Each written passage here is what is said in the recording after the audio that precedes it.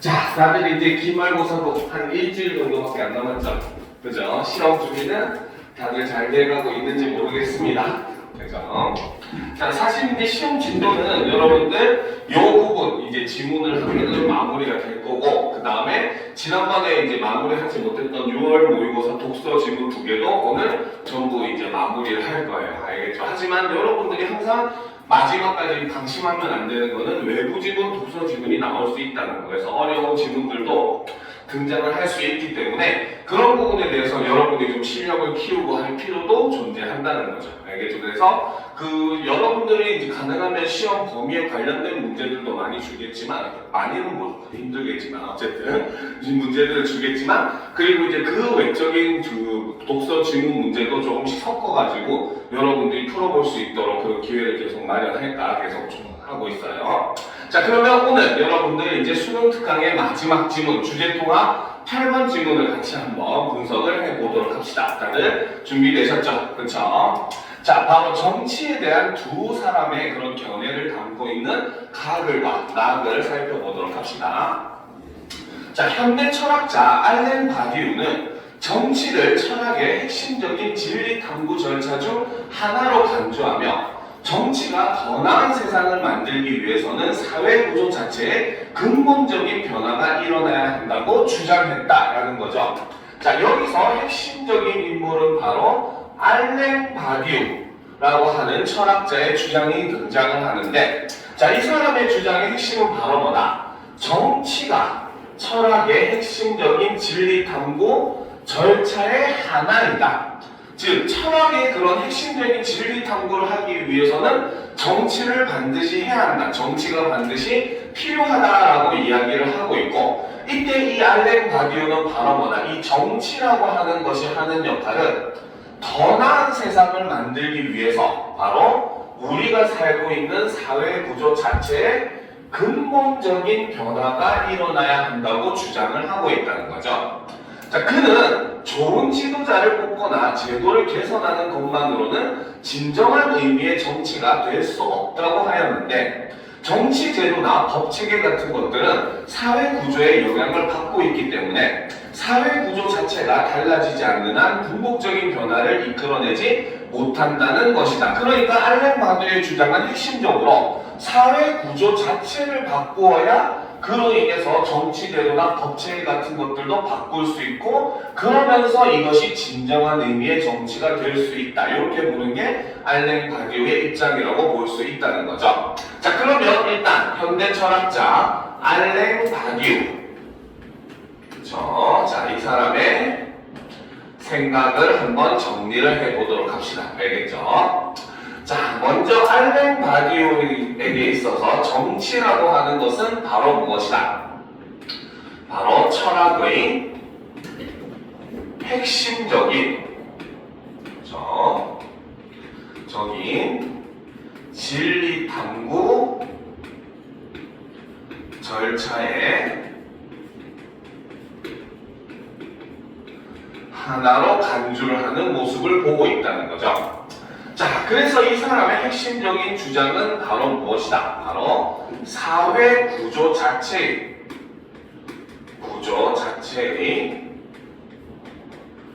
근본적인 변화가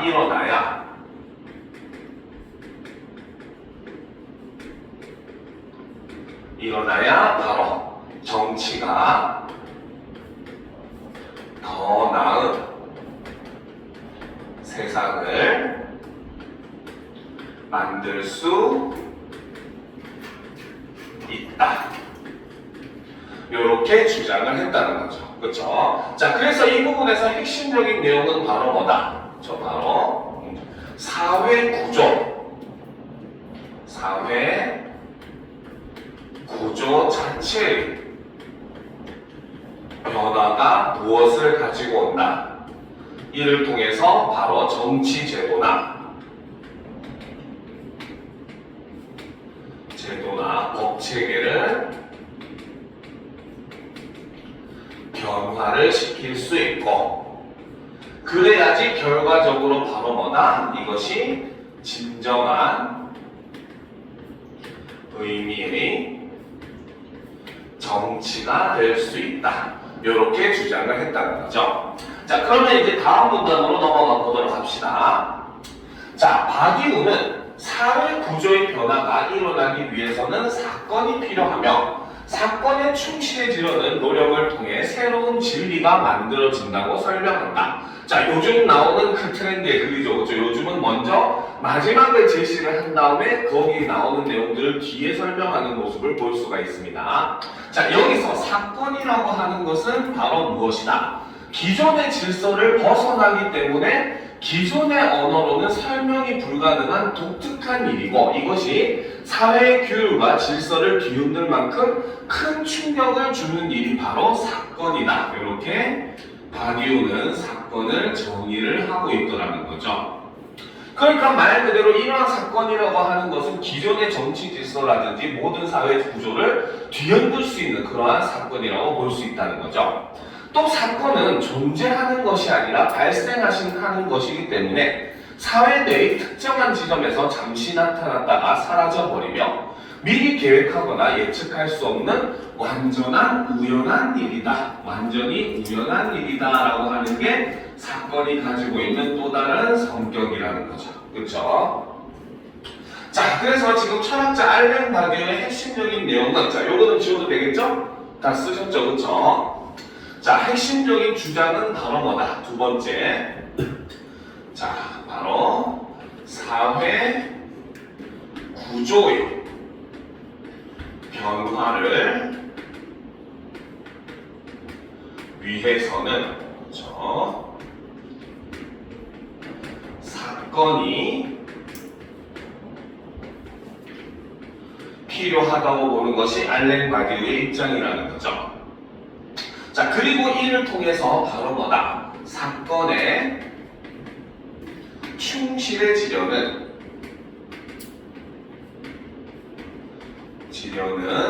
노력을 통해 진리가 생성이 된다. 진리가 만들어진다. 이렇게 본 것이 알렌 바디우의 입장인데 자, 이때 첫 번째 바로 사건이라고 하는 것은 무엇이다? 바로 기존의 질서를 벗어나더라는 거죠. 그러다 보니까 이것은 바로 뭐다? 기존의 언어로 설명을 할 수 없는 그러한 내용이라는 것이며, 그쵸? 자, 그리고 이것은 바로 뭐다? 다시 또 사회 규율과 질서를 뒤흔들 만큼 충격을 주는 그러한 일이 사건이라고 이야기를 하고 있다는 거죠. 자, 그런데 이 사건은 두 가지의 성질을 가지는데 하나는 바로 뭐다? 사회 내 특정 지점에서 잠시 나타났다가 사라지는 그러한 특징을 가지고 있고 그렇기 때문에 두 번째 바로 뭐다? 미리 계획하거나 예측할 수 없는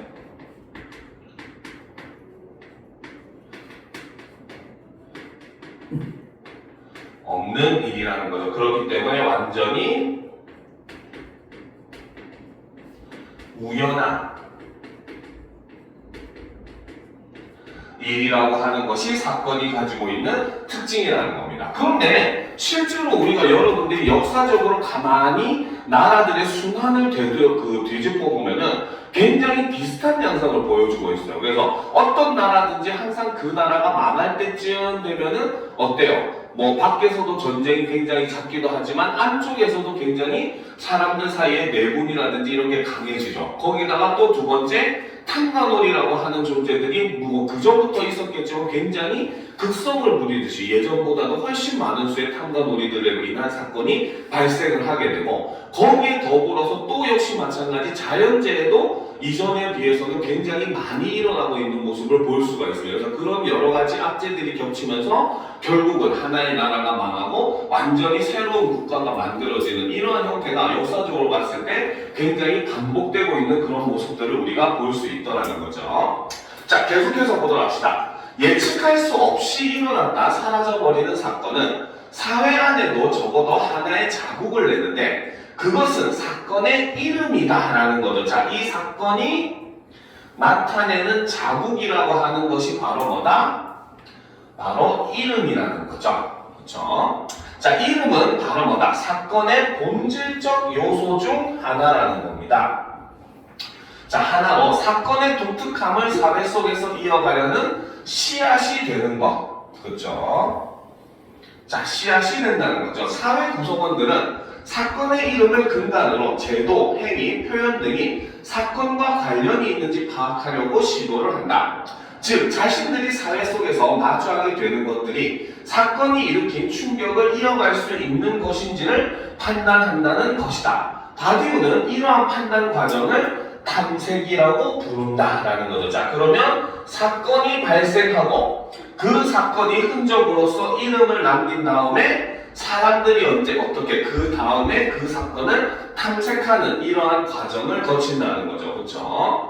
자, 그러면 일단 요거 지워도 되겠죠? 자, 그래서 이제 두 번째 개념으로서 이제 이름에, 자, 위에서 이렇게 화살표를 하시고 두 번째 개념으로 이름이라고 하는 개념이 발생한다는 거죠. 자, 이것은 바로 뭐다? 자, 사건이 사라진 후, 그렇죠? 사회 안에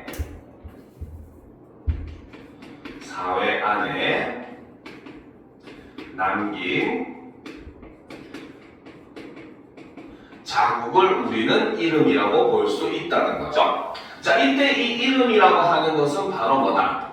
사건의 본질적 요소 중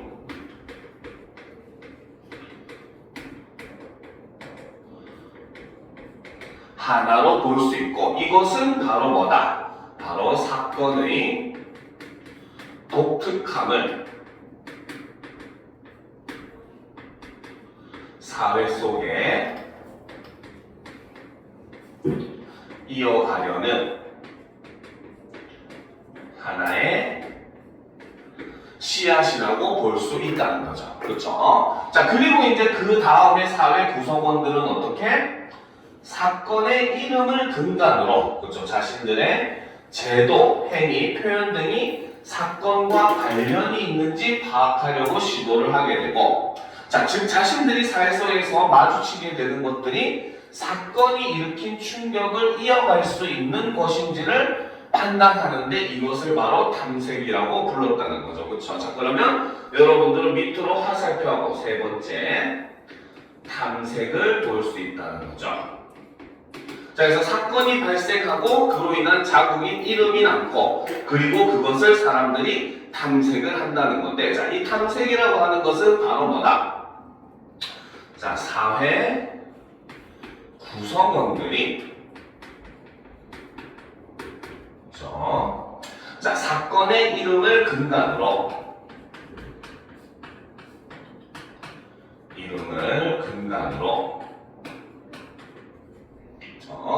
자, 제도, 그 다음 행위,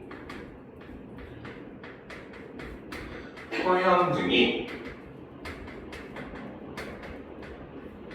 사건과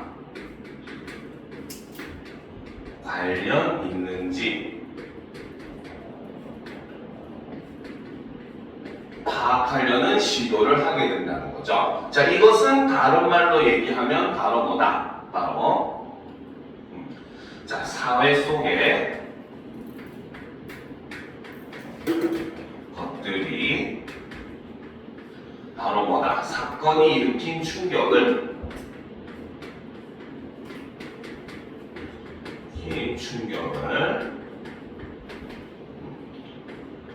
이어갈 수 쓰면 너무 낮네요. 있는지 판단을 하는 단계. 이 단계가 바로 탐색의 과정이다. 이렇게 얘기를 하고 있더라는 거죠.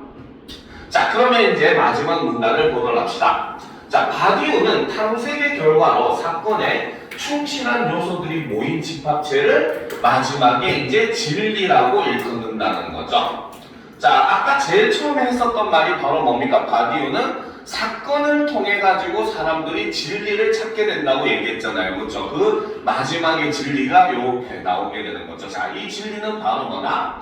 탐색의 결과로 사건에 충실한 요소들이 모인 집합체가 바로 진리가 된다는 거죠. 자, 언어와 사실이 일치하는 경우를 가리키는 진리의 일반적인 개념만을 떠올린다면 바디우의 진리는 이해가 되지 않을 수 있다. 즉, 우리가 일반적으로 알고 있는 진리라는 개념과 바디우가 제시한 진리라는 개념은 서로 다른 개념이라고 볼 수 있다는 겁니다. 우리는 보통 진리라고 하면 뭐예요? 자연의 섭리, 자연의 법칙 이런 것들을 진리라고 하는데 바디우의 진리는 그것과는 다른 의미라는 거죠.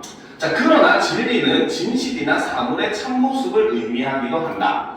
이런 의미에서 진리는 바로 거짓의 반대가 아니라 핵심은 여기 있죠. 개개의 사실을 넘어서는 본질을 바디우는 일종의 진리라고 이야기를 했다는 거죠. 자, 따라서 바디우가 말하는 진리란 한 사회의 참모습을 드러내는 실체이며, 자, 여기서 진리라고 하는 것은 바로 뭐다? 한 사회의 참모습을 드러내는 실체이고 기존 사회 체제를 벗어나는 새로움이자, 또 한편으로는 사회를 근본적으로 변화시키는 일련의 과정, 이것이 바로 곧 정치라고 보았다는 겁니다. 알겠죠? 자, 그러면 여기까지 다 적었어요? 지워도 되겠죠? 그렇죠? 자, 그러면 이제 마지막 단계로서 진리에 대한 내용을 한번 정리를 해보도록 합시다. 자, 밑으로 학살표하고 네 번째가 바로 자, 위에서 얘기했던 부분 진리에 대한 내용이죠. 자, 진리는 바로 뭐다? 탐색의 결과로 사건에 충실한 요소들이 모인 집합체를 바로 진리라고 했다는 거죠. 자, 그렇기 때문에 이 진리는 바로 뭐다? 개개의 사실을 넘어서는 본질을 의미하고, 그렇죠? 자, 그렇기 때문에 이 진리라고 하는 것은 바로 뭐다? 한 사회의 참모습을 드러내는 실체이자, 그렇죠? 또 다른 것은 바로 뭐다? 기존 사회 체제를 벗어나는 새로움이라는 것이고, 그렇기 때문에 이제 마지막으로 이것은 바로 뭐다? 사회를 근본적으로 변화시키는 일련의 과정이고 이것이 곧 무엇이다?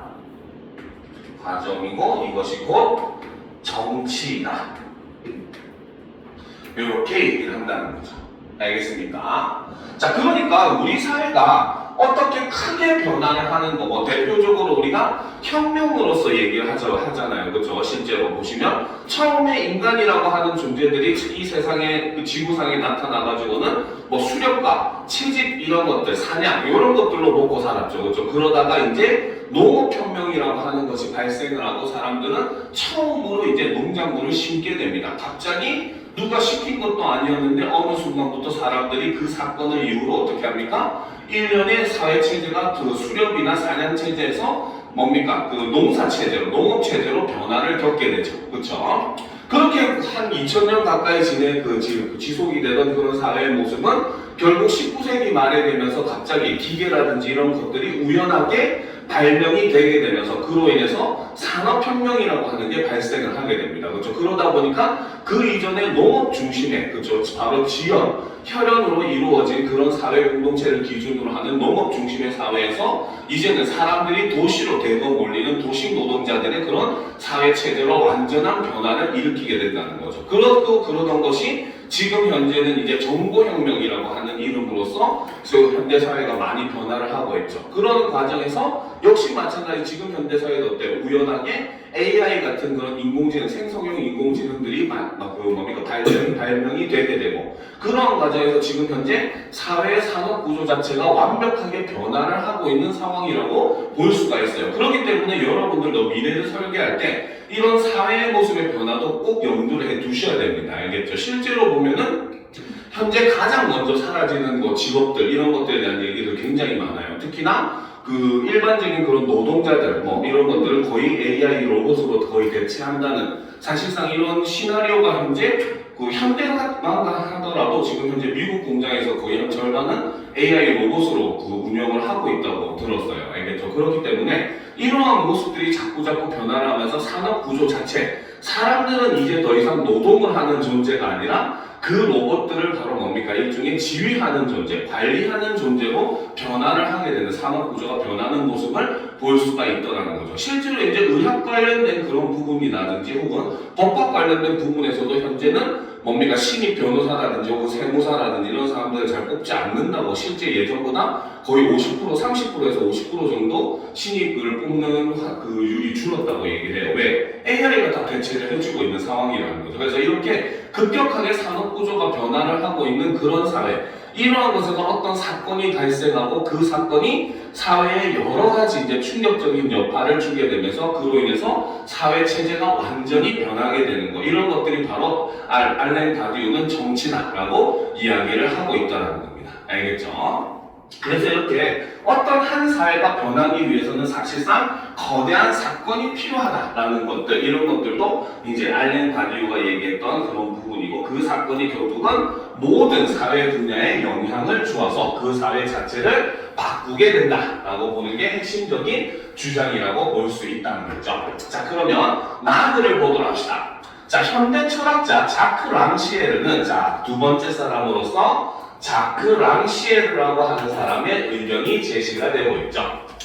자, 자크 랑시에르는 정치를 단순히 국가 운영이나 제도 설계의 영역으로 보지 않는다는 거죠. 요즘 이런 감정들 많죠, 그렇죠? 자, 그는 정치를 바로 무엇을 본다? 질서가 유지되는 장면이 아니라 바로 뭐다? 기존의 질서를 중단시키고 새로운 주체성을 출현시키는 불화의 장면으로 이해를 한다라는 게 바로 자크 랑시에르가 얘기하는 정치라고 볼 수 있다는 거죠. 알겠습니까? 근데 이러한 점은 우리가 방금 얘기했었던 알렌 바디우의 생각과 어느 정도 유사한 부분이라고 볼 수 있어요. 그렇죠? 알렌 바디우도 정치가 바로 뭐라고 했습니까? 사건을 통해서 사람들이 그것을 일련적으로 이름을 남기고 그 이름을 통해서 탐색을 한 다음에 진리에 도달하게 되는데, 이 진리라고 하는 것은 사회 체제를 완전히 바꾸어 버리는 것, 기존의 틀을 부수고 완전히 새로운 사회 구조를 만드는 것이 정치라고 얘기했잖아요. 그런 면에서 자크 랑시에르의 생각과는 굉장히 유사한 면모를 볼 수가 있다는 거죠. 알겠죠? 자, 랑시에르에 따르면 사회는 질서와 배분을 통해 구성이 되며, 자, 랑시에르는 사회라고 하는 것은 어떻게? 질서와 배분을 통해 구성이 된다는 거죠. 자, 그리고 그로 인해서 기존의 질서에 의해서 구성원들의 일정한 역할이 규정이 된다는 겁니다. 그쵸? 자, 이때 정치라고 하는 것은 규정되어 있는 역할을 수행하는 것이 아니라 그 역할 분할 자체에 이의를 제기하는 실천이 바로 정치라는 거죠. 그래서 랑시에르가 얘기하는 정치라고 하는 것은 바로 뭐다? 역할 분할 자체에 이의를 제기하는 실천이 바로 정치다. 이렇게 얘기를 하는 거죠. 그죠? 자, 따라서 정치적 행위나 제도나 통치 기술이 아니라 자기 자신을 말할 수 없는 자들이 말하는 순간에 발생하는 것이다. 핵심은 또 여기 있죠. 자기 자신을 말할 수 없는 자들이 말하는 순간에 발생하는 것이 정치이다. 이렇게 얘기를 하고 있다는 겁니다. 알겠습니까? 자, 그런데 이제 이것만 딱 보더라도 우리는 앞에 있었던 알렌 바디우의 생각과 자크 랑시에 대해 생각을 좀 비교를 해봤을 때 정치를 보는 관점에서 비슷한 점은 바로 뭐다? 기존의 질서에 대한 바로 뭐다? 질서를 중단시키고 새로운 것을 만드는 일종의 불화의 장면으로 이해하는 기존의 질서를 뭡니까? 부정한다는 점에서는 공통점이라고 볼 수 있다는 거죠. 하지만 자크 랑시에르가 말하는 정치라고 하는 것은 바로 뭐다? 자기 자신을 말할 수 없는 자들이 말하는 순간에 발생하는 것이고 역할 분할 자체의 이의를 제기하는 실천이 바로 정치라는 거죠. 즉 앞에서 알렌 바디우가 얘기했던 것 중에는 차라리 사건이 자크 랑시에르가 얘기하는 일종의 바로 뭐다? 정치에 가깝다라고 볼 수 있다는 겁니다. 물론 두 개의 차이점은 앞에 얘기했던 알렌 바디우의 사건은 우연하게 일어난다고 얘기를 했어요. 물론 그것이 사람의 행동을 통해서 일어날 수도 있지만 아까 얘기했듯 자연재해라든지 그치 이런 것들 혹은 우연한 발견이라든지 이런 걸 통해서 일어날 수도 있긴 합니다. 하지만 자크 랑시에르는 바로 뭐다? 기존의 질서에 불만을 가지고 있던 사람들이 그 질서에 대항할 때 생기는 것이 바로 뭐다? 정치라고 본다는 거죠. 그러니까 바디우에 의해서 사건 중에 인간에 의해서, 인간의 혁명에 의해서 일어나는 것이 바로 정치다라고 보는 게 랑시에르의 시각이라고 정리를 할 수가 있다는 거죠. 자, 그러면 이 부분의 내용을 우리가 한번 정리를 해보도록 합시다. 자, 두 번째 인물, 나 질문에서는 바로 자크 랑시에르 라는 사람의 주장이 있다는 거죠. 자, 그래서 자크 랑시에르에게 있어서 정치라고 하는 것은 바로 무엇이다? 바로 기존의 질서를 중단시키고 새로운 주체성을 출현시키는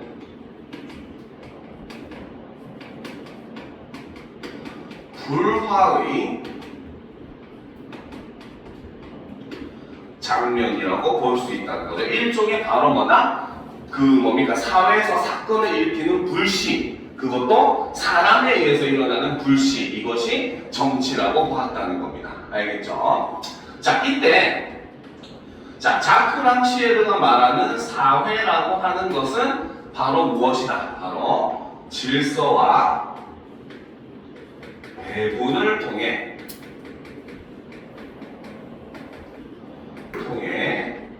구성이 되는 이런 모습을 볼 수 있고, 자, 그러니까 이로 인해서 기존 질서에 의해 구성원들의 일정한 역할이 규정이 되는, 너는 무슨 일을 해야 돼 라고 정해주는 것이 바로 사회였다는 거죠. 그런데 이때 위로 하살표, 이것에 대해서 반기를 드는 것이 바로 뭐다? 정치라는 거죠. 그렇기 때문에 이 정치는 바로 사회의 역할 분할 자체의 이의를 제기하는 실천이라고 볼 수가 있고, 그렇죠? 자, 이것은 다른 말로는 자기 자신을 말할 수 없는 자들이 말하는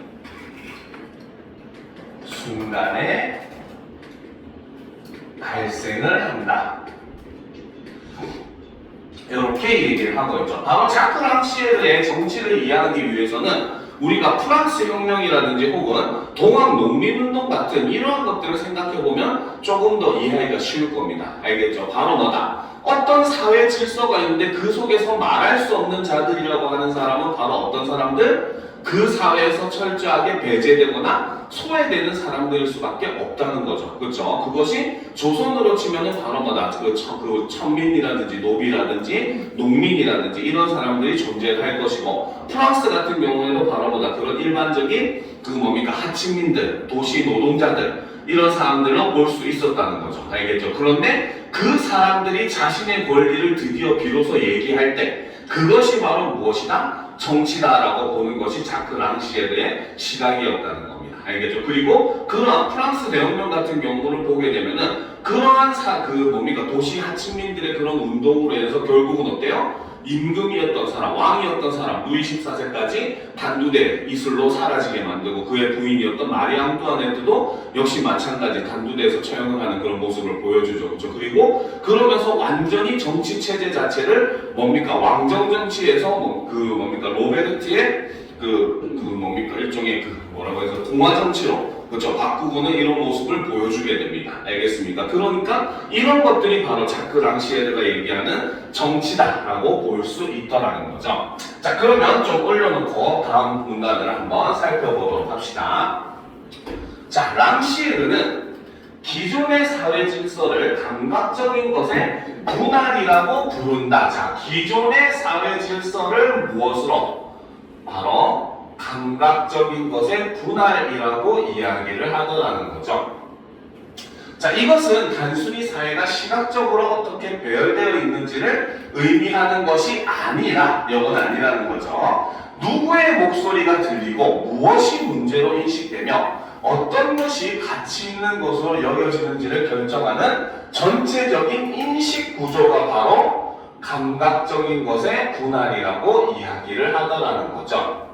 자, 그러니까 우리가 프랑스만 예를 들어보더라도 그 이전에 대혁명이 일어나기 전에는 왕의 말, 그쵸? 그 다음 귀족들의 말, 이런 것들만 사회에서 들리더라는 겁니다. 알겠습니까? 그리고 당장 있는 베르사유 궁전의 그런 파티에 들어가는 비용, 그쵸? 그 다음에 나라를, 군대를 운영하기 위해서 들어가는 비용, 이런 것들만이 그때 당시에 문제로 인식이 되고 있더라는 거죠. 그쵸? 그리고 그런 귀족들의 호화로운 생활, 이런 것들이 가치 있는 것으로 여겨졌는데, 그렇죠? 이렇게 여겨지는 것이 바로 기존 사회 질서라고 보고, 이것은 감각적인 것의 분할이다라고 얘기했다는 거죠.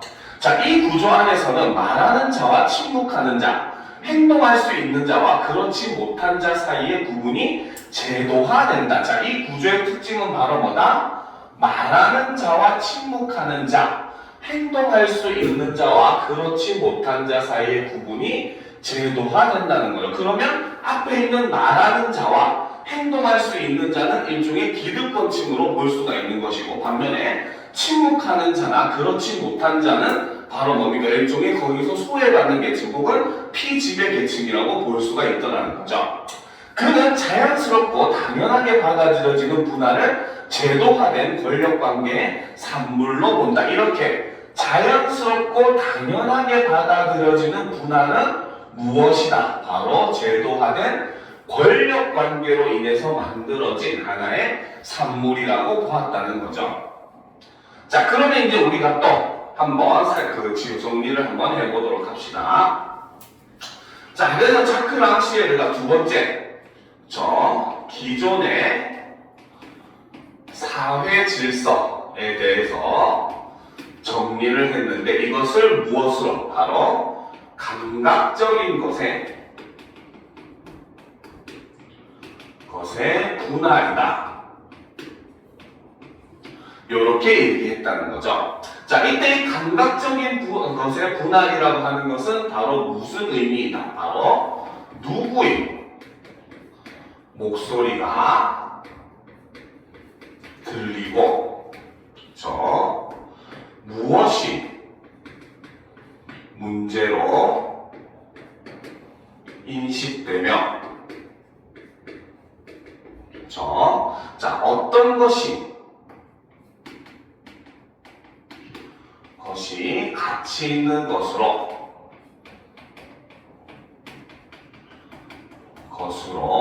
만들어지는지를 결정하는 일종의 바로 뭐다? 전체적인 인식 구조라고 볼 수 있더라는 거죠. 자, 그렇기 때문에 이런 사회 구조 속에서는 바로 뭐다? 말하는 자, 하는 자와 침묵하는 자. 자, 그쵸. 그 다음에 행동할 수 있는 자와 할 수 있는 자와 그렇지 못한 자. 그렇죠. 이러한 분할이 바로 뭐다? 바로 이러한 사람들 사이의 구분이 제도화되는 그런 모습을 보여주더라는 거죠. 그렇죠? 자, 이랬을 때 바로 이 사람들에게 있어서 그 구조로 인해 사회 구조로 인해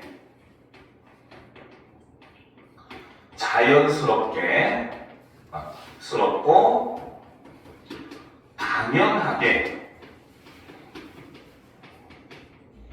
받아들여지는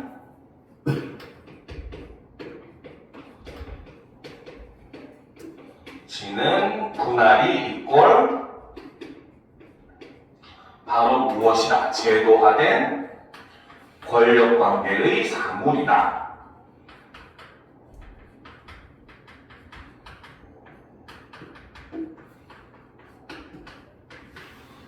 이렇게 본다는 거죠. 자, 우리가 지금 살고 있는 세상에서는 당연히 바로 뭡니까? 양반이라든지 평민이라든지 귀족이라든지 노비라든지 이런 것에 대한 구분이 없는 사회예요. 알겠죠? 그러다 보니까 우리의 입장에서는 어떻습니까? 이러한 제도가 당연히 불합리하다는 걸 알고 있어요. 하지만 여러분들이 만약에 조선시대에 났습니다. 알겠죠? 누구는 양반 가문에서 태어난 양반의 자제가 될 것이고 누구는 노비 가문에서 태어난 노비의 자제가 될 겁니다. 그리고 태어날 때부터 신분은 결정이 될 거예요. 하지만 만약에 여러분들이 그 사회에 태어났다면 이것에 불만을 가질 생각도 못한다는 겁니다. 알겠습니까? 왜? 그 사회 자체가 그것을 당연하게 받아들이고 있는 구조로 만들어졌기 때문에. 그죠? 지금이야 솔직히 얘기를 하면은 우리 지금의 이런 모습도 나중에는 달라질 수 있다는 거죠. 지금이야 어떻습니까? 누가 돈을 좀 더 가졌는지, 그죠? 누가 좀 더 큰 회사를 가지고 있는지, 누가 좀 더 좋은 집에서 살고 있는지, 이런 것들에 의해서 어떻게 보면 눈에 보이지 않는 계급 구조가 만들어지고 있잖아요. 그죠? 그런데, 여러분들이 이제 아는 영화 중에 매트릭스라는 영화가 있는데 거기서 보면은 그 애니 매트릭스라고 해서 매트릭스가 왜 일어났는지 이런 것들을 애니메이션으로 설명해주는 작품이 있습니다. 알겠죠? 거기서 보면은 두 번째 르네상스라는 작품이 있는데 여기서 이 매트릭스 사회가 왜 만들어졌는지를 설명을 하거든요. 근데 거기서 나오는 사회는 어떤 사회의 모습이냐면 나중에 지금 이제 우리는 AI가 이제 막 만들어지고 발전하고 있는 단계잖아요. 근데 그때는 AI가 이제는 완전히 그 발전을 해가지고 사람의 노동력을 전부 대체를 합니다. 알겠습니까? 그러니까 국가는 어떻게? AI들이 생산해낸 것으로 만들어진 이득을 국가가 전부 다 환수를 해가지고 그것을 국민들에게 다시 나눠주는 이런 형태 일종의 처음에 이제 칼 마르크스가 얘기했던 공산주의의 그런 모습을 보여주고 있거든요. 그렇기 때문에 이러한 것들은 그때 만약에 그런 사회가 온다면은 지금의 사회를 바라보면서는 또 다른 시각으로 얘기를 할 수 있다라는 겁니다. 알겠죠? 그렇기 때문에 이렇게 랑시에르 같은 경우는 기존의 사회 질서라고 하는 것은 사람들을 눈에 보이든 보이지 않든 어쨌든 어느 정도 계급을 구조화시키는 모습을 보여주고 있고 그 속에서는 그 구조를 누리는 자, 일종의 기득권의 층에 있는 사람도 존재하지만 반면에 그에 대한 그림자와 마찬가지로 그 구조 속에 포함되지 못하는 일종의 소외되는 그러한 사람들도 존재를 하게 되는데 이러한 부분 자체가 바로 그 제도화된 권력관계의 산물이다라고 보았다는 거죠. 자, 그리고 이러한 분할 구조를 깨트리는 것이 바로 무엇이다? 정치라고 보았다는 거죠. 그래서 분할 구조를 깨트리는 것. 이것이 바로 정치라고 보았다는 겁니다. 자, 그래서 정치적 개입의 방식은 불화라고 주장을 한다. 정치적으로 개입을 하는 방식은 바로 불화이다. 이렇게 주장을 했다는 거죠. 자, 랑시엘에 따르면 불화란 단순한 의견 차이를 의미하지 않는다. 참 먼저 아닌 거 설명부터 먼저 하죠. 자, 그것은 말할 수 없는 자들이자 불화라고 하는 것은 바로 무엇이다? 말할 수 없는 자들이 목소리를 내고 그들의 목소리가 의미 있고 영향력 있음을 드러내는 그 순간이 바로 무엇이다? 불화이자 곧 그것이 정치라고 보았다는 거죠. 자, 이를 통해 감각적인 것에 분할의 균열이 생기고 새로운 주체가 출현하며 이전에는 보이지 않던 것들이 보이게 된다. 자, 이 불화가 하는 역할은 바로 뭐다? 이전에는 볼 수 없는 기존의 사회 질서의 균열을 만들고 볼 수 없었던 것을 보게 만든다는 거죠. 이게 바로 앞에서 얘기했었던 바로 뭡니까? 소리 갑자기 이름 까먹었네. 자, 알렌 이름이 뭐였죠? 알렌 바디우죠. 그렇죠? 바로 알렌 바디우가 얘기했었던 사건과 굉장히 유사한 그런 모습을 볼 수가 있더라는 거죠. 그렇죠? 자, 보도록 합시다. 자, 그러면 소리 너무 올렸네요. 이거 맞나? 자, 보도록 합시다. 자, 그래서 이제 이 불화라고 하는 것을 통해서 이러한 문제들이 일어나게 되는데 조금 틀어졌네요. 자, 보도록 합시다. 자, 그래서 이러한 분할 구조를 깨트리는 것이 바로 정치라고 했었고, 자, 이때 정치적 개입의 방식은 바로 불화이고, 그렇죠? 이 불화라고 하는 것은 말할 수 없는 자들이 목소리를 내고 그 목소리가 의미 있고 영향력 있음을 드러내는 순간이라고 했으며 이것이 하는 역할이 바로 이것이라고 보았다는 거죠. 근데 이러한 모습, 일련의 과정을 그대로 봤더니 바로 뭐다? 앞에 있었던 알렌 바디우가 얘기했었던 사건의 개념과 이 정치의 개념, 불화의 개념은 굉장히 비슷한 모습을 보여주더라는 겁니다. 왜? 앞에서 알린 바디우도 뭐라고 했습니까? 사건이 일어나면서 기존의 사회에 균열이 생기고 그 자국으로 이름이 만들어진 다음에 그 이름에 대한 탐색의 과정을 거쳐가지고 기존의 사회 질서가 완전히 바뀌는 것이 정치이다라고 얘기했듯이 그 시발점이 되는 욕 아니에요. 자, 시발점이 되는 바로 이 불화라고 하는 것, 이것이 바로 그 자크 랑시에르는 정치라고 했는데 알렌 바디우에 있어서는 사건과 같은 개념이라고 볼 수 있다는 거죠. 자, 그렇기 때문에 이러한 불화는 예측하거나 통제할 수 있는 방식으로 일어나는 것이 아니라 어떻게? 권력 관계에서 배제되었던 이들이 기존의 사회 질서에 의문을 제기하고 스스로를 정치의 주체로 호명할 때 발생하는 것이 바로 이 불화 그리고 정치라고 이야기를 했다는 겁니다. 알겠죠? 자, 그러면 요거 좀 지우고 또 이어서 필기를 해보도록 합시다. 자, 그러면 자크 랑시에르가 얘기하는 저 세 번째 바로 자, 정치적 개입의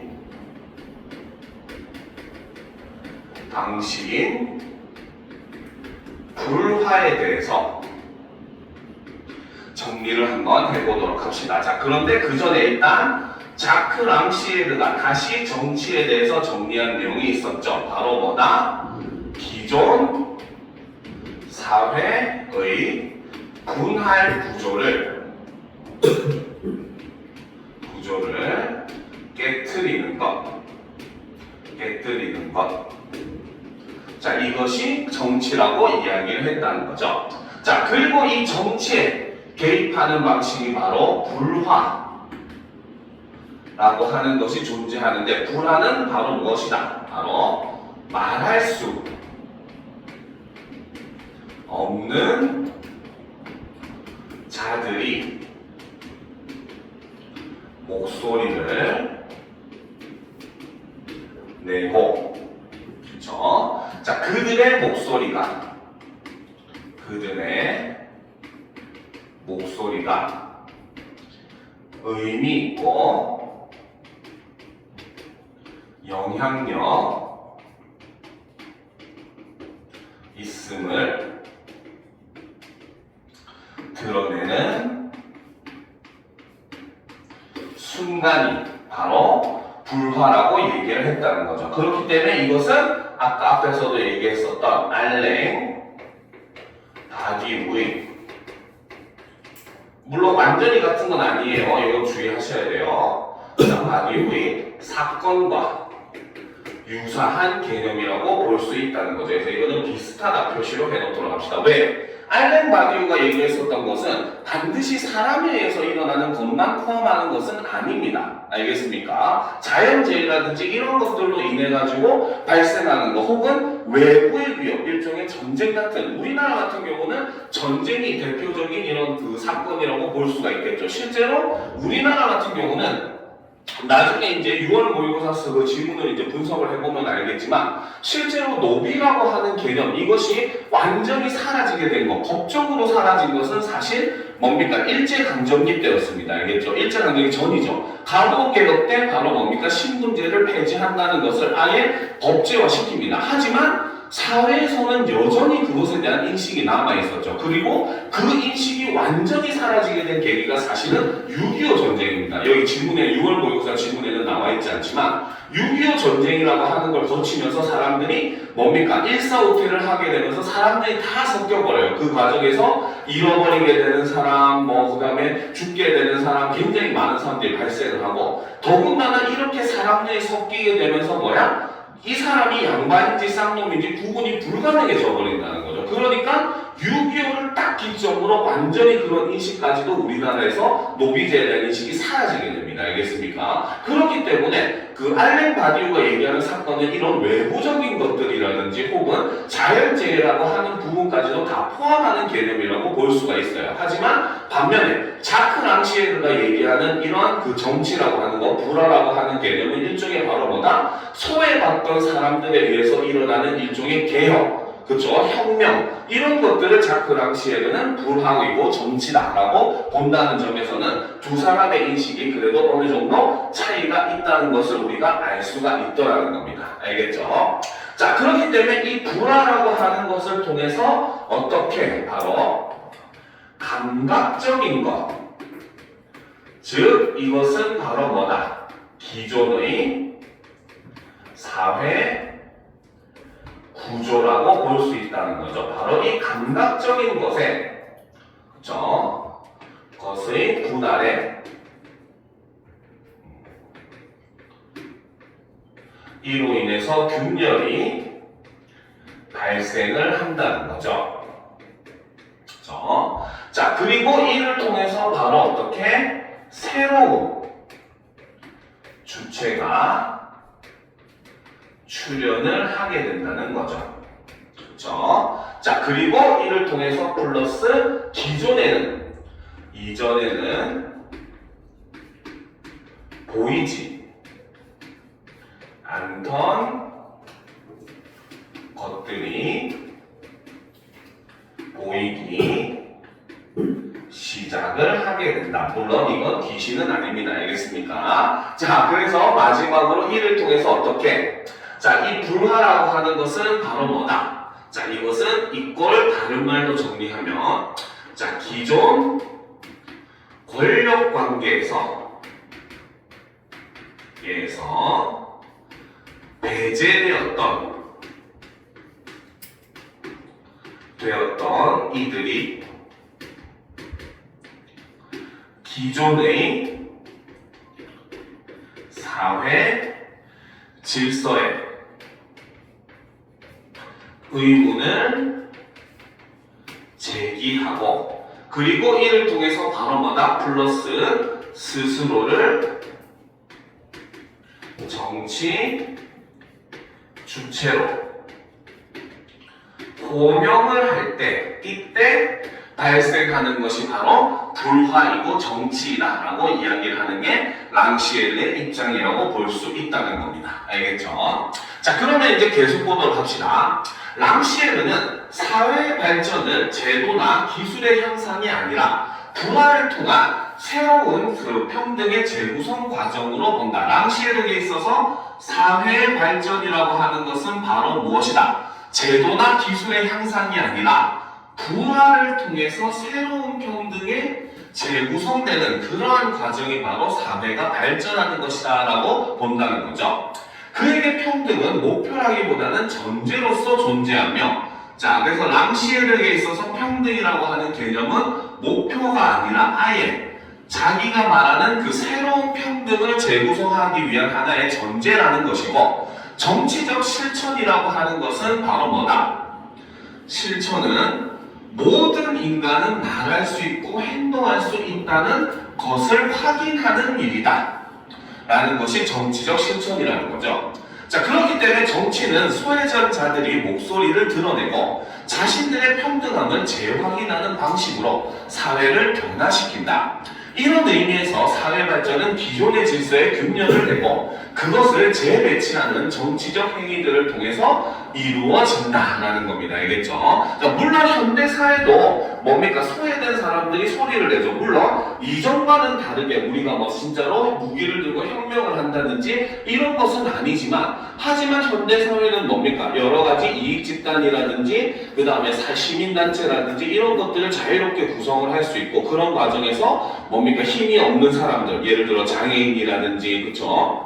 그런 사람들이 뭡니까? 자신들의 힘을 모아가지고 이 목소리를 내는 그런 모습. 그리고 그렇게 하니까 현대 사회는 어때요? 점차 그런 사람들의 목소리에도 귀를 기울여가지고 어느 정도 그런 사람들도 함께 할 수 있는 사회로 현재 나아가고 있는 상황이잖아요. 그렇죠? 그래서 이전에 비해서는 뭡니까? 엘리베이터라든지 아니면은 휠체어가 이동할 수 있는 그런 그 계단이라든지, 계단은 아니고 옆으로 돌아갈 수 있는 그런 경사로길이라든지 이런 것들도 굉장히 현재 많이 생기고 있는 그런 상황이고, 제도적으로도 그런 사람들을 보호할 수 있는 정책들이 예전에 비해서 점차 만들어지고 있는 그런 상황이라는 거죠. 그렇죠? 그래서 이런 것들이 바로 뭐다? 랑시에르가 말하는 정치적 발전이다. 이런 의미로 우리가 볼 수 있다는 거죠. 알겠습니다. 자, 그러면 이제 마지막 문단의 내용을 정리를 하고 자, 문제를 풀어보도록 합시다. 여기까지 다 됐죠? 지워도 되겠죠? 자, 그러면 바로 네 번째. 자, 바로 이 랑시에르가 얘기하는 사회의 발전이라고 하는 것은, 그렇죠? 이 발전이라고 하는 것은 바로 무엇이냐? 그렇죠? 이것은 바로 불화를 통한 그렇죠? 새로운 평등의 재구성 과정으로 본다는 겁니다. 알겠죠? 자, 이때 랑시에르에게 있어서 평등이라고 하는 것은 바로 무엇이다? 바로 목표가 아니라는 거죠. 그렇죠? 다만 이것은 바로 뭐다? 전제로서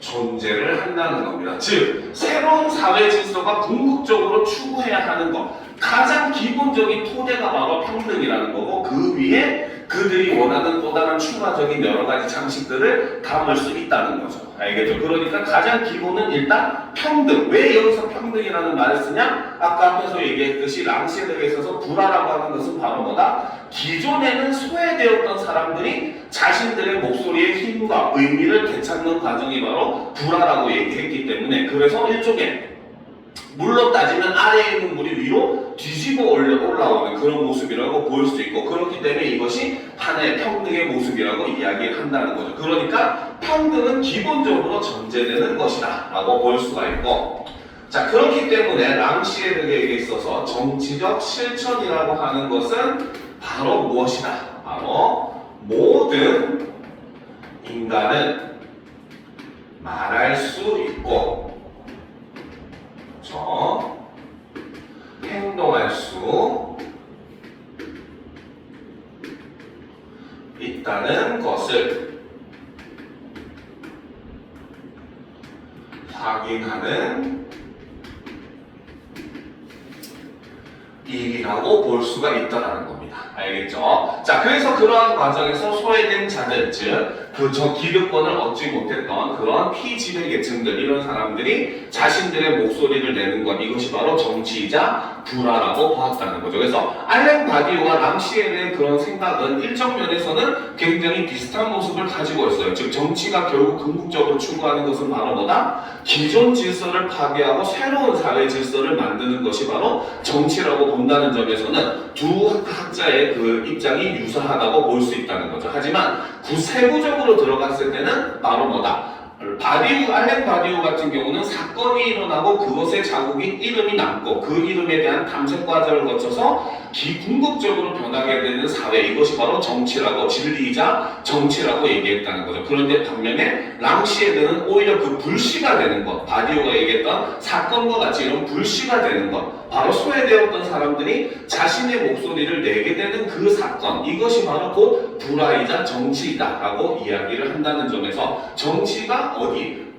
바디오는 완전히 궁극적으로 변화된 형태를 정치라고 했다면은 랑시에드는 바로 뭐다? 변화가 일어나는 최초의 시점, 시발점 그 자체를 정치라고 본다는 점에서 시각의 차이를 우리가 확인을 할 수 있다는 겁니다. 알겠습니까? 자, 여기까지가 바로 주제 복합 지문을 우리가 분석을 한 거죠. 자, 그러면 지금부터 5분 시간을 줄 테니까 밑에 있는 문제를 풀어보고 같이 풀이를 진행을 하도록 합시다. 알겠죠? 자, 5분 동안 오늘 풀어보도록 합시다.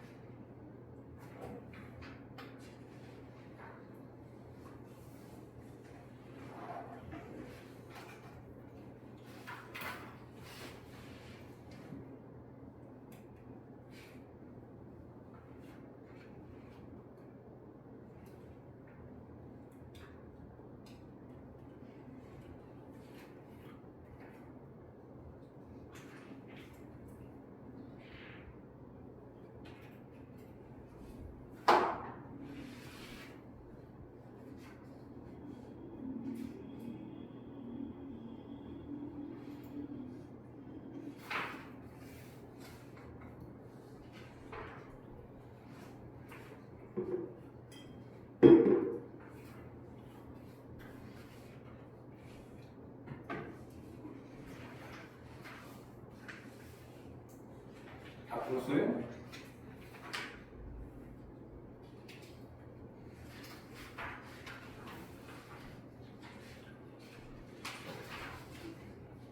이렇게 다들 힘든 표시인데 다 풀었습니까? 아직 안 푼 사람 있나요? 안 푼 사람 있어 보이는데 다 풀었나? 다 풀었어요?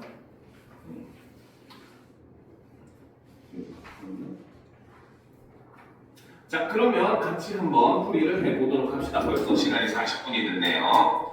자, 그러면 요거 문제를 한번 풀이를 해보도록 합시다. 자, 1번. 그렇죠? 자, 가와 나에 대한 설명으로 가장 적절한 것을 고르라고 되어 있습니다. 그렇죠? 자, 가는 아까 알렌 바디오의 정치에 대한 견해를 드러낸 글이었고, 나는 자크 랑시에르의 정치에 대한 견해를 드러낸 글이었죠. 자, 보도록 합시다. 자, 가는 사회 변화가 발생하는 배경을, 나는 사회 문제 해결에 따라 발생하는 문제점을 밝히고 있다. 자, 가가 사회 변화가 발생하는 배경에 대해서 설명하고 있다는 것은 우리가 어느 정도 맞다고 볼 수가 있어요. 왜? 사건이라고 하는 게 발생을 하고 그로 인해서 뭔가 점차 사회가 변화를 해 나간다라고 얘기했잖아요. 그런데 반면에 나에서는 사회 문제를 해결하는 것에 따라서 발생하는 문제점을 밝혔다고 볼 수는 없다는 거죠. 오히려 이 글은 바로 뭐다? 가와 나는 사회 변화가 발생하는 배경을 설명하고 있다. 이렇게 했으면 맞는 설명이 될 수가 있겠죠. 그렇죠? 이것은 가와 나 모두 나까지 포함할 수 있는 요 설명, 첫 번째 설명이라고 볼 수 있다는 겁니다. 알겠죠? 자, 가는 사회 문제 해결을 위해 등장한 방안은 아니죠. 사회 문제 해결을 위해서 방안을 제시하는 글이 아니었습니다. 그죠? 자, 나는 사회 문제가 과도하게 발생하는 경우 이것도 역시 드러나지 않았죠. 이번은 아예 틀린 내용이라고 볼 수 있다는 겁니다. 자, 3번. 가와 달리 나는 사회 구조의 변화를 설명하려는 기존의 방안들이 지닌 한계점을 비판하고 있다? 아니죠. 기존의 방안들이 지니고 있는 한계점에 대한 내용 자체가 등장하지 않았습니다. 알겠습니까? 그래서 가와 나는 사회 구조의 변화를 설명하려는 뭡니까? 철학자들의 이론을 설명하고 있다. 이렇게 하면은 3번도 맞는 선지가 될 수가 있다는 거죠. 그렇죠? 자, 4번. 나와 달리 가는 특정한 사회 현상을 정치적 입장에서 분석하는 이론과 이를 뒷받침하는 다양한 사례를 제시하고 있다. 자, 가는 바로 뭡니까? 특정한 사회 현상을 정치적 입장에서 분석하는 이러한 이론을 제시한 것은 아니죠. 바로 철학적인 관점에서 정치를 바라봤을 때 이론을 제시를 한 겁니다. 그리고 이를 뒷받침하는 다양한 사례는 그 자체가 아예 제시가 되지 않고 있었죠. 우리는 가글과 나글을 보면서 그 어떤 예시적인 사건들도 볼 수가 없었죠. 그렇죠? 그러니까 4번도 당연히 틀렸다고 볼 수밖에 없다는 겁니다. 자, 마지막 5번을 봅시다. 가와 나는 모두 기존과 다른 사회로 나아가는 변화와 관련지어서 정치의 개념을 논하는 특정 학자의 입장을 설명하고 있다. 바로 이것이 누가 봐도 정답이죠. 그쵸? 바로 가에서 설명한 건 알렌 바디우였고 나에서 설명한 건 자크 랑시에르였죠. 그 사람들이 정치라고 하는 것은 바로 뭐다? 기존의 질서를 파괴하고 새로운 질서로 나아가는 것이 바로 정치다라고 하는 공통된 입장을 보여주고 있었죠. 그런 것에 대한 내용이기 때문에 5번이 정답이라고 볼 수 있다는 겁니다. 알겠죠? 자, 2번. 윗글의 내용과 일치하지 않는 것을 고르래요. 자, 굉장히 쉬운 문제죠. 자, 1번. 바디우에 따르면 좋은 지도자나 개선된 제도는 사회 구조의 변화를 이끌어낼 수 있다? 완전히 틀렸죠. 그렇죠? 바디우는 바로 뭐라고 했습니까? 이런 것들은 사회 구조의 변화를 이끌어낼 수 없다고 얘기했습니다. 그렇죠? 그래서 사회 구조의 변화를 일으키기 위해서 필요한 건 바로 무엇이다? 사건이, 그렇죠? 사회 구조의 변화를 일으킨다. 정확하게는 그것을 통틀어서 이제 정치라는 말로 얘기를 했었고, 그죠? 그 정치는 사건을 통해서 만들어지기 시작해서 마지막에 그로 인해서 도달하게 되는 진리, 그것이 바로 정치라고 이야기를 했다는 거죠. 알겠습니까? 그렇기 때문에 이러한 일련의 과정을 통해서 사회 구조의 변화를 일으킬 수 있다고 본 게 바디우의 입장이라서 정답은 1번이 틀렸다고 볼 수 있다는 거죠. 그렇죠? 자, 2번. 바디우가 말하는 진리라고 하는 것은 거짓의 반대가 아니라 바로 뭐다? 한 사회의 참모습을 드러내는 실체다. 요거는 우리가 정리한 내용에 그대로 있었습니다. 그렇죠?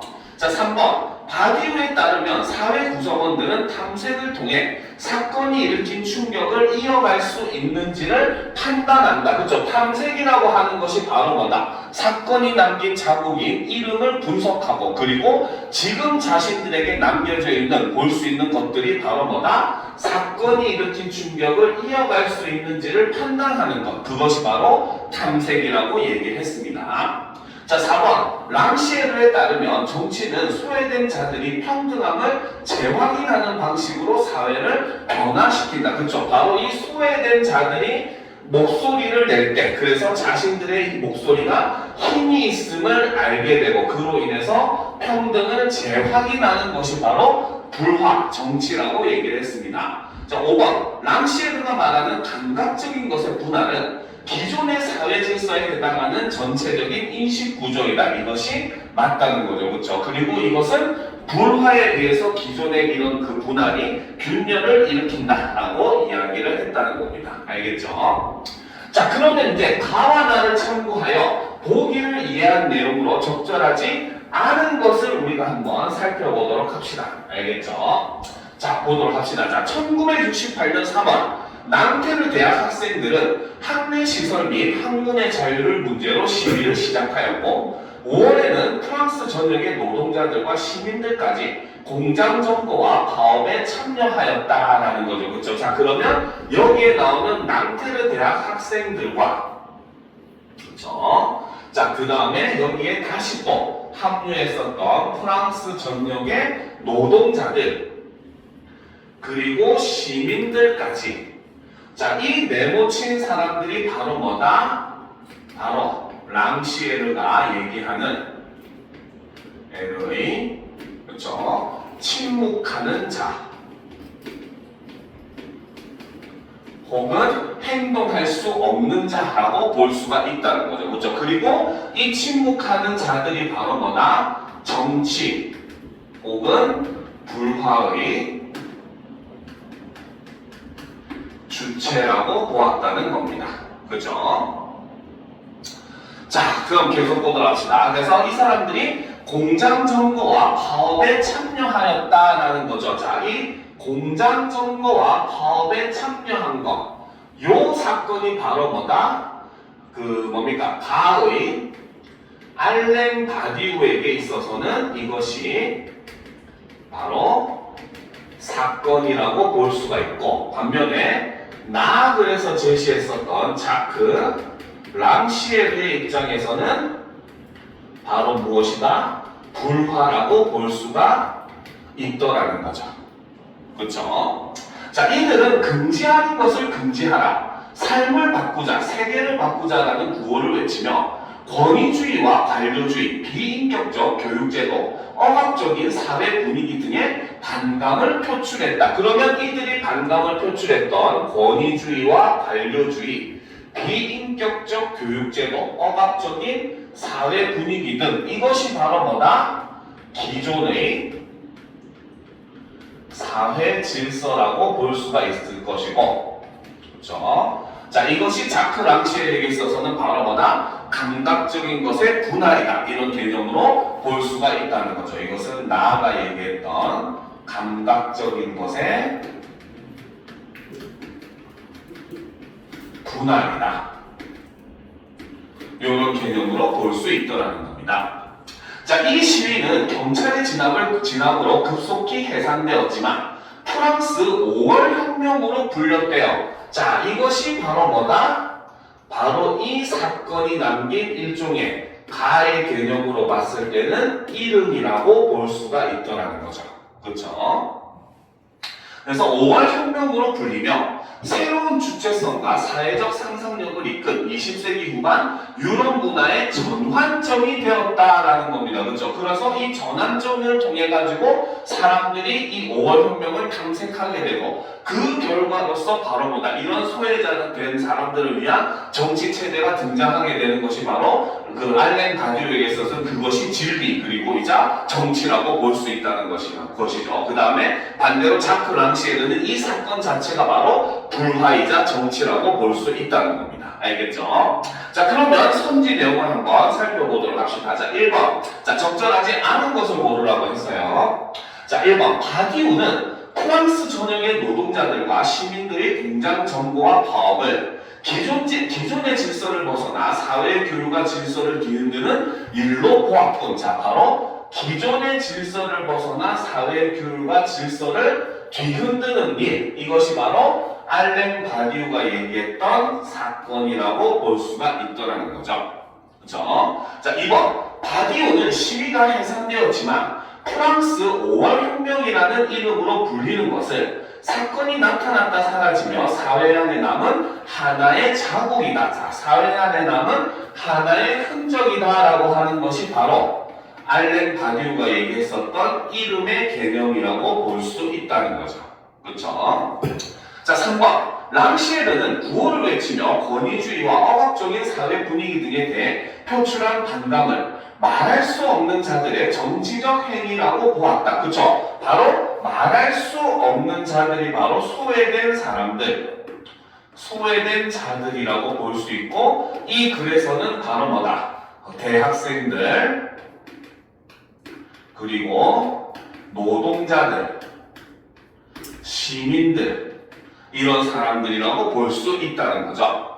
자, 랑시에르는 랑케르 대학 학생들의 학내 시설 및 학문의 자유에 대한 시위를 사회 질서와 배분을 유지하려는 아니죠. 바로 배분을 오히려 어떻게 뭡니까? 파괴하려는 혹은 균열을 일으키려는 구성원 간의 불화로 보았다. 이렇게 보는 것이 더 맞다는 거죠. 불화가 하는 역할이 바로 뭐라고 했다? 기존 질서의 균열을 일으키는 역할을 한다고 했었죠. 그렇죠? 그렇기 때문에 틀린 것은 4번이라고 볼 수 있다는 겁니다. 그래서 어쨌든 이거는 솔직히 문제를 쉽게 풀 수가 있어요. 왜? 랑시에르도 그렇고 바디우도 그렇고 둘 다 결국 정치의 목적이라고 하는 건 기존 사회 질서를 파괴하고 새로운 사회 질서를 만드는 거라고 했기 때문에 4번에서 유지한다는 말 자체가 무조건 답이 될 수 없다는 겁니다. 알겠죠? 자, 5번을 보시면은 랑시에르는 새로운 주체성과 사회적 상상력을 이끈 프랑스 5월 혁명을 말할 수 있고 행동할 수 있다는 것을 확인하여 새로운 평등을 재구성하는 과정으로 보았고, 그렇죠. 여기서 주어가 빠졌기 때문에 헷갈릴 수 있는데 주어가 뭡니까? 말할 수 없는 자들이 자신들도 말할 수 있고 행동할 수 있다는 것을 확인하는 것이 바로 무엇이다? 그 평등을 재구성하는 과정, 즉 불화이자 정치라고 보았다는 거죠. 그렇죠? 그렇기 때문에 주어만 생략되어 있지 사실 이 내용은 틀린 내용이 아니라는 겁니다. 알겠죠? 그렇기 때문에 정답은 4번이라고 볼 수 있다는 거죠. 자, 4번 문제로 넘어가 보도록 합시다. 자, 바디우와 랑시에르의 입장에서, 그쵸?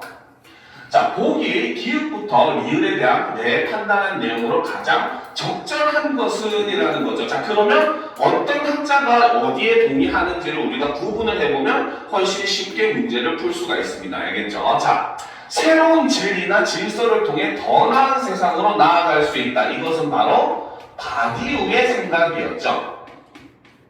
그쵸? 자, 그 다음 니은. 기존의 사회 질서에서 주도적인 자들이 사회 변화의 주체가 된다? 요거는 아예 두 사람 다 인정하지 않는 내용입니다. 그죠? 자, 디귿. 더 나은 세상의 사회 구조는 정치 제도나 법 체계의 영향을 받는다? 일단 사회 구조, 거꾸로 됐었죠. 이 설명은 바로 뭐다? 정치 제도나 법 체계가 바로 뭐에 영향을 받는다? 사회 구조에 영향을 받는다라고 설명한 게 바디우의 생각이었고, 하지만 이것도 바뀌었기 때문에 그 누구도 여기에는 동의할 수가 없다고 볼 수 있다는 겁니다. 알겠죠? 자, 리을. 더 나은 세상을 도모하기 위해서는 기존의 권력 관계에 순응해야 된다? 이것도 역시 그 누구도 동의할 수 없는 내용이죠. 이 문제의 함정이 바로 이겁니다. 바로 기흥만, 그것도 바디우만 이 기획에 대해서 동의하고 나머지는 두 사람 다 동의할 수 없는 내용이라는 거죠. 그렇죠? 자, 그러면 보도록 합시다. 바디우는 디귿과 리을에 동의한다는 건 절대 불가능하죠. 그렇죠? 둘 다 디귿, 리을은 반대한다고 했습니다. 랑시에르도 니은과 리을에 동의하는 것은 역시 불가능하다고 했죠. 자, 바디우는 디귿에 동의하고 랑시에르는 기역에 동의하지 않겠군. 오히려 바디우가 동의하는 것은 기역이라고 봐야 되는 거죠. 그죠? 자, 그 다음.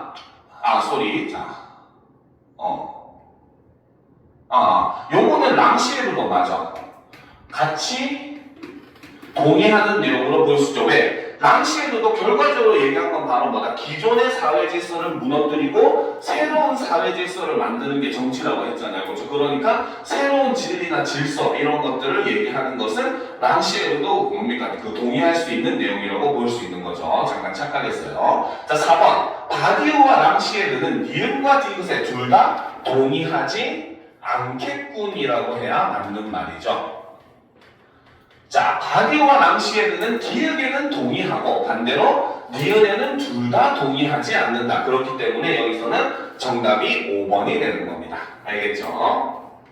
자, 그 다음 이제 5번 문제. 기역과 니은에 대해 이해한 내용으로 적절한 것은 이라고 되어 있습니다. 자, 여기서 기역이 바로 뭐였냐? 바로 바디오가 얘기했던 사건이었고, 반면에 니은은 랑시에르가 얘기했었던 불화에 대한 내용이었다는 거죠. 그렇죠? 자, 그러면 일단 보도록 합시다. 여러분들 시험 칠 때도 이런 거 적어 놓아야지 실수가 적어집니다. 알겠죠? 이거 조금이라도 위에다 문제에다가라도 꼭 적어 놓으세요. 왜? 자꾸 머릿속으로 나는 다 구분해 하면서 통과으로 굴리면서 풀다가 중간에 헷갈려 버립니다. 기역이 사건이고 니은이 불화가 사건이고 불화인데 나중에 막 풀다 보면 기역이 불화가 돼 있고 니은이 사건이 돼 있고 이렇습니다. 알겠죠? 헷갈리지 않기 위해서라도 꼭 1초면 적는 내용이니까 이런 건 적어 놓도록 합시다. 자, 1번부터 봅시다. 기역은 이름의 독특함을 이어가려는 시도이다? 아니죠. 이름의 독특함을 이어가려는 시도는 바로 뭐라고 했다? 탐색이라고 했었죠.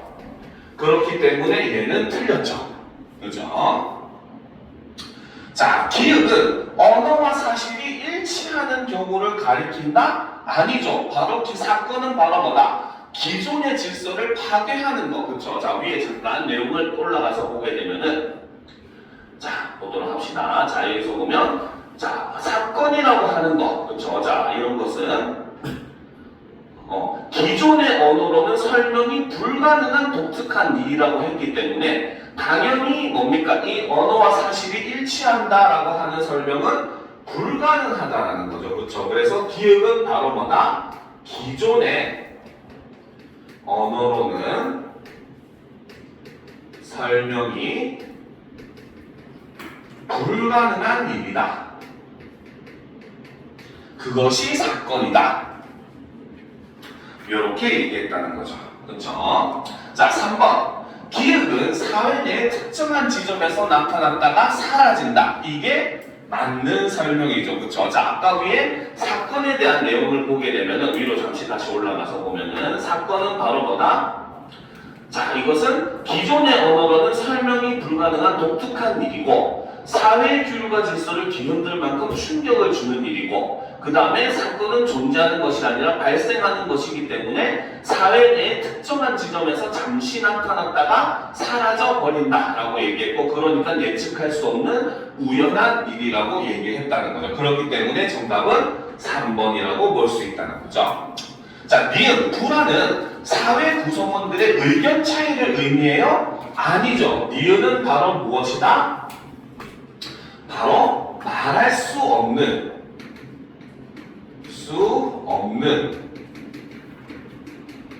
자들이 목소리를 내는 것이, 말하는 것이 바로 불화라고 이야기를 했습니다. 그렇죠? 자, 니은은 행동할 수 있는 자와 그렇지 못한 자 사이의 구분이 제도화된 상태이다? 아니죠. 구분이 어떻게 된? 균열된 상태라고 보는 것이 더 맞는 설명이라고 볼 수 있다는 겁니다. 알겠습니까? 자, 그래서 정답은 3번이 된다는 거죠. 자, 그 다음 이제 문제는 여러분들 단어 문제입니다. 그쵸?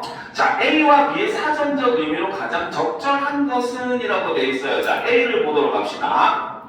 자, A에서는 A의 의미는 자, 자국을 내다라고 되어 있죠. 그쵸? 그러면 이 A에서 얘기하는 내다라고 하는 의미는 바로 뭐다? 자국을 만들다. 그렇죠? 생성하다. 이런 의미로 우리가 해석을 할 수가 있더라는 겁니다. 그죠? 자, 반면에 B는 보시면은 자, 목소리를 내고라고 얘기했어요. 그렇죠? 목소리를 낸다라고 하는 것은 바로 뭐다? 목소리를 일종의 B에 내다는 일종의 배출하다. 뭐 조금 의미가 이상하긴 한데 더러운 거 생각하면 안 돼요. 알겠죠? 배출하다. 밖으로 뭡니까? 드러내다. 이런 의미로 우리가 볼 수가 있더라는 거죠. 알겠습니까? 자, 그러면 이걸 바탕으로 이제 사전을 통해서 의미를 한번 유추를 해봅시다. 자, 내다. 자, 첫 번째 동사. 자, 얘는 동사인데 세 자리 서술어네요. 누가 무엇을 내다라는 세 자리 서술어라는 거죠. 자, 첫 번째 의미는 길, 통로, 창문 따위를 만들다. 그렇죠? 우리가 실제로 이제 뭐 소설이라든지 뭐 여러 가지 표현에서 보면은 뭐 심장로를 내다 이런 표현들 많이 쓰잖아요. 그렇죠? 이것이 길을 만들다의 의미가 됩니다. 자, 2번. 어떤 사물의 구멍, 자국 따위의 형체 변화를 만들거나 작용의 이상을 일으키다. 자, 어떤 사물의 구멍이나 자국 따위의 형체 변화를 만든대요. 이게 바로 뭐였다? A의 의미라는 거죠. 자국을 내다 라고 하는 거. 그쵸? 자, 그 다음 신문 잡지 따위의 어떤 내용을 싣다. 그쵸? 광고를 내다. 이런 의미죠. 그쵸? 자, 그 다음 세 번째 의미를 보게 되면 3번을 보게 되면 뭐뭐을 두 자리 서술어네요. 그쵸? 자, 이 내다는 어떤 현상이나 사건을 일으키다 라는 의미로 쓰이기도 하고 인물을 배출하다. 그쵸? 여기서는 뭡니까? 이 마을에서 판사를 냈다. 이런 표현을 쓰잖아요. 그쵸? 자, 그리고 세 번째, 소리, 냄새 따위를 밖으로 드러낸다. 이것이 바로 뭐다? 비의 의미라고 볼 수 있다는 거죠. 목소리를 내다라고 하는 건 바로 뭐다? 밖으로 목소리를 드러낸다는 의미로 해석을 할 수 있다는 겁니다. 알겠죠? 그러면 답은 정해질 수밖에 없었죠. 바로 몇 번이다? 정답은 5번이다. B는 3-3의 의미로 볼 수 있다. 거꾸로 A는 바로 뭐다? 1-2의 의미로 볼 수 있다. 이렇게 생각을 하면 정답이 되겠다는 거죠. 알겠습니까? 자, 지금부터 15분 정도 쉬었다가 이어서 가도록 합시다. 알겠죠? 화장실도 갔다 오고 잠시 쉬었다 하도록 합시다.